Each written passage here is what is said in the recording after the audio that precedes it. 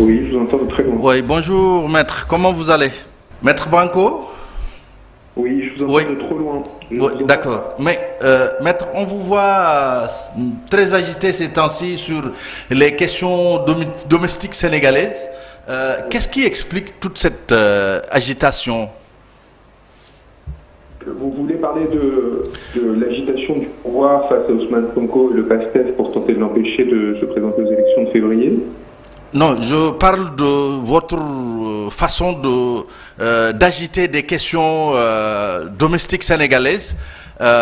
Notamment, vous avez eu à révéler un scandale mouillant le demi-frère du ministre de l'Intérieur. Pourquoi cette agitation? Eh bien, tout simplement parce que le pouvoir a décidé de persécuter les militants du PASTEF et d'Ousmane Sonko en faisant détenir plus de 1000 prisonniers politiques et que Ousmane Sonko m'a demandé de défendre ses intérêts, de s'assurer que le peuple sénégalais retrouverait sa souveraineté en lui permettant de se présenter aux élections de février 2024, quitte après évidemment aux Sénégalais de décider qui ou non sera le prochain président de la République sénégalaise. Et donc à partir de là, il m'a missionné pour s'assurer que les conditions soient respectées. Et dans ce cadre-là, donc il y a plusieurs initiatives qui ont été prises. Il y a d'abord les recours juridiques qui ont été lancés en urgence parce qu'il y a des détournements de droit très graves pour le faire radier, pour empêcher le PASTEF de continuer à exister comme instance et ainsi de suite, avec des confrères sénégalais dont je tiens à vous rappeler qu'ils sont interdits d'expression par leurs bâtonniers aujourd'hui, Non, qui expliquent leur présence. on a vu que le secrétaire général de l'ordre des avocats un peu a démenti cela.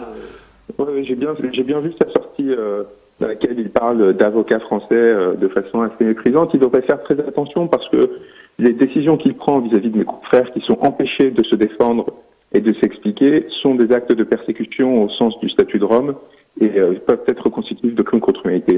Mais mes confrères pourront s'exprimer suite aux audiences.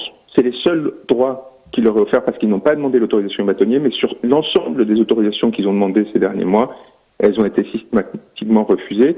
Et vous aurez entendu qu'ils n'ont pas pu s'exprimer en réaction à cette déclaration du secrétaire général, ce qui montre encore une fois que ce qui a été dit était vrai. En ce qui concerne M. Diom, nous avons été assez surpris de découvrir que son frère, qui pourtant était un serveur à Sydney, avait obtenu un permis minier en 2018 grâce à un décret du ministre, à une décision du ministre des Mines directement au moment même où M. Diom était censé lutter contre la corruption. Et donc nous avons décidé de le révéler. Nous avons noté que la presse sénégalaise avait du mal à se faire l'écho de ces faits qui ont été pourtant reconnus par M. Diom lui-même, qui a expliqué qu'il avait perdu de l'argent dans le projet, bien qu'il ait un train de vie particulièrement rutilant depuis. Donc évidemment, ce sont des informations qui nous semblent particulièrement clés pour permettre de faire la vérité sur ce qui se passe au Sénégal aujourd'hui, et aussi pour continuer à appuyer et continuer à soutenir les prisonniers politiques qui subissent une répression qui ne nous semble pas démocratique et qui ne nous semble pas respecter les principes de l'état de droit. Et il y a enfin évidemment la procédure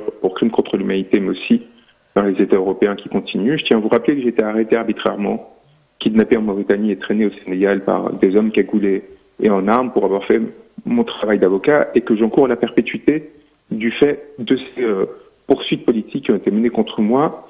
C'est donc le régime sénégalais qui a lié mon sort à celui des Sénégalais qui sont persécutés et non moi qui ferai de l'agitation sur ce territoire. Est-ce que persécuter, c'est pas un gros mot, Maître Banco? Je vous souhaite d'être poursuivi pour des crimes politiques pour perpétuité et d'ensuite parler aux autres de gros mots lorsqu'ils se plaindront de votre sort. Et on verra ensuite, quand vous vous retrouverez dans cette situation, si vous considérez que ce sont des gros mots alors que votre liberté est potentiellement mise en danger pour le restant de vos jours. Bon, c'est le temps des recours pour votre client Ousmane Sonko. Aujourd'hui même, vous allez déposer un recours contre la radiation du maire de Ziguinchor sur les listes électorales. Est-ce que vous pensez que tous ces recours-là peuvent aboutir? Vous avez confiance? En tout cas, le pouvoir a fait n'importe quoi. Je peux vous dire, il n'y a pas eu de notification dans les règles comme il le fallait. Ça, c'est quand même extraordinaire. Le huissier ne trouvait pas Ousmane Sonko. Je pense que tous les Sénégalais s'avouaient Ousmane Sonko. Donc ça, c'était pour essayer de nous empêcher un recours. Et c'est un des arguments prétextes que va utiliser le pouvoir qui va dire « Ah oui, mais vous ne le faites pas dans les temps ». Ça, c'est le premier point. Ensuite, c'est le sous-préfet de Dakar qui a cherché à notifier à M. Sonko le fait qu'il était radié des listes électorales, alors même que M. Sonko est inscrit à Ziguinchor. Donc de toute façon, la décision que l'on a tenté de lui notifier est nulle. Ensuite, il y a le fond de la décision, c'est-à-dire qu'on prétexte le fait qu'il aurait été condamné par contumace pour le faire radier, alors qu'il est entre les mains du pouvoir. Il est aujourd'hui à l'hôpital, en détention, placé sous écrou dans une prison. Donc ça veut dire qu'il ne peut pas être contumace vu qu'il a été arrêté. Les arguments qui ont été présentés par le ministre de la Justice sont évidemment parfaitement vains et complètement contraires à la jurisprudence constante. Maintenant, la question qui se pose, c'est quel est le degré d'autonomie et d'indépendance des juges à 5 mois de la fin de ce régime, et alors qu'ils craignent que celui-ci se prolonge contre l'intention du peuple sénégalais. Il leur appartiendra de faire appliquer le droit ou de se mettre au service d'un régime finissant avec les conséquences qui pourraient s'entraîner. En tout cas, je pense que la position d'Ousmane Sonko est très claire. C'est aujourd'hui l'un des hommes les plus populaires au Sénégal. Il a juridiquement la possibilité de se présenter malgré les vexations que l'on cherche à lui imposer, le refus par la DGE de lui transmettre les formulaires de parrainage contre ce propre arrêté qui a créé ces formulaires de parrainage. Et je pense qu'il y a une situation qui est très claire.